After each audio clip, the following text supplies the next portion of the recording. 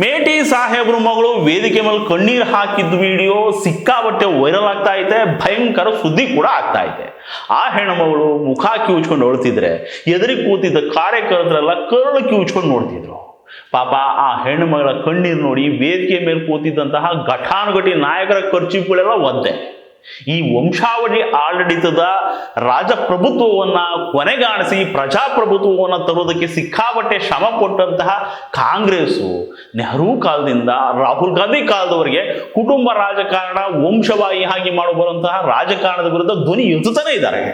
ಈಗ ಮೇಟಿ ಸಾಹೇಬ್ರ ಸಾವಿನಿಂದ ಖಾಲಿ ಆದಂತಹ ಸ್ಥಾನಕ್ಕೆ ಅವ್ರ ಮಗ ಉಮೇಶ್ ಮೇಟಿ ಅವರಿಗೆ ಟಿಕೆಟ್ ಕೊಡೋದ್ರ ಮೂಲಕ ಮತ್ತೆ ತನ್ನ ವಂಶ ರಾಜಕಾರಣದ ವಿರುದ್ಧದ ಸಿದ್ಧಾಂತವನ್ನ ನಿಲುವನ್ನ ಎತ್ತಿ ಹಿಡಿದುಬಿಟ್ಟೈತೆ ಕಾಂಗ್ರೆಸ್. ಹಿಂಗೆ ಟಿಕೆಟ್ ತಗೊಂಡು ಪ್ರಚಾರ ಅಂತ ಶುರು ಮಾಡಿದ ಮೇಲೆ ಅನುಕಂಪದ ಅಲೆಯನ್ನ ಎಬ್ಸೋದು ಬೇಡವಾ? ಅನುಕಂಪ ಓಟ್ ಆಗಿ ಕನ್ವರ್ಟ್ ಆಗೋದು ಬೇಡವಾ?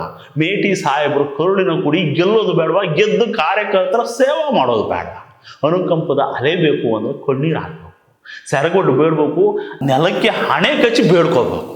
ನಮ್ಮ ಮೇಟಿ ಸಾಹೇಬರು ಇದ್ದಾಗ ಕ್ಷೇತ್ರದಲ್ಲಿ ಏನೇನೆಲ್ಲ ಅಭಿವೃದ್ಧಿ ಕೆಲಸಗಳನ್ನು ಮಾಡಿದ್ರು ಅನ್ನೋದು ಕ್ಷೇತ್ರದ ಜನಕ್ಕೆ ಚೆನ್ನಾಗಿ ಗೊತ್ತಿದೆ.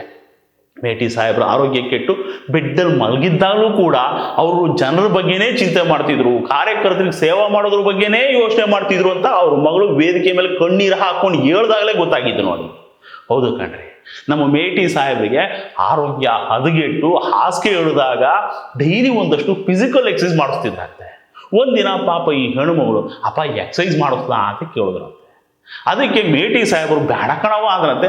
ಆಮೇಲೆ ಅದು ಏನು ನೆನಪಾಯ್ತೋ ಏನೋ ಮತ್ತೆ ಮಗಳನ್ನ ಕರೆದ್ರಂತೆ, ಬಾರವ ಎಕ್ಸಸೈಸ್ ಮಾಡಿಸು ಅಂತ. ಅದಕ್ಕೆ ಈ ಹೆಣ್ಮಗಳು ಕೇಳೈತೆ, ಅಲ್ಲ ಕಣಪ್ಪ ಅವಾಗಲೇ ಬೇಡ ಅಂದೆ, ಇವಾಗ ಎಕ್ಸಸೈಸ್ ಮಾಡಿಸು ಅಂತ ಕರಿತಿದ್ಯಲ್ಲ ಯಾಕೆ ಅಂತ ಕುತೂಹಲ ಕೇಳೈತೆ. ಅದಕ್ಕೆ ನಮ್ಮ ಮೇಟಿ ಸಾಹೇಬರು ಹೇಳಿದ್ರಂತೆ, ನಾನು ಬದುಕಬೇಕು ಕಣವ, ನಾನಿನ್ನೂ ನಮ್ಮ ಕಾರ್ಯಕರ್ತರು ಸೇವೆ ಮಾಡೋದು ಬಹಳ ಐತೆ, ನಾನು ಇನ್ನೂ ಜಾಸ್ತಿ ಬದುಕಬೇಕು ಕಣಮ್ಮ ಅಂತ ಅಂದ್ಬಿಟ್ರಂತೆ. ಆ ಟೈಮಲ್ಲೂ ನಮ್ಮ ಮೇಟಿ ಸಾಹೇಬ್ರಿಗೆ ಎಂಥ ಮನಸ್ಸು, ಎಂಥ ಹುಮ್ಮಸ್ಸು ನೋಡಿ. ಈ ಮಾತನ್ನ ಕೇಳಿದ ಕೂಡಲೇ ವೇದಿಕೆ ಮೇಲೆ ನಮ್ಮ ಮೇಟಿ ಸಾಹೇಬ್ರ ಮಗಳು ಹೇಳಿದ ಕೂಡಲೇ ಕಣ್ಣೀರು ಹಾಕೊಂಡು ಹೇಳಿದ ಕೂಡಲೇ ಅಲ್ಲಿದ್ದ ಏನು ನೆರೆದಿದ್ರಲ್ಲ ಎಲ್ಲ ಕಾರ್ಯಕರ್ತರ ಕಣ್ಣಲ್ಲೆಲ್ಲ ನೀರು.